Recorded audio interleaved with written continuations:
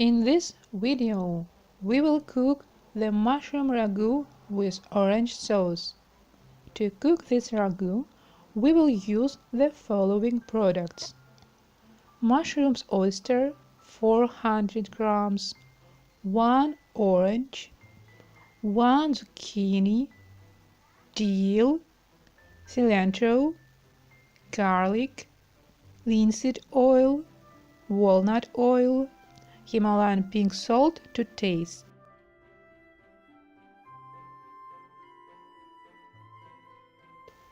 Cooking process.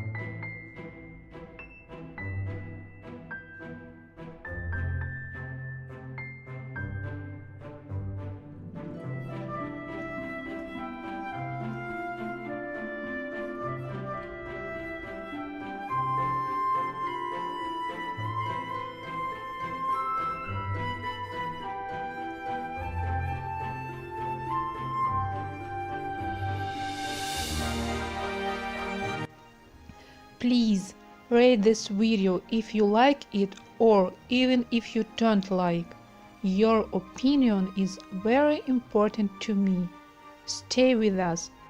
See you soon in new video.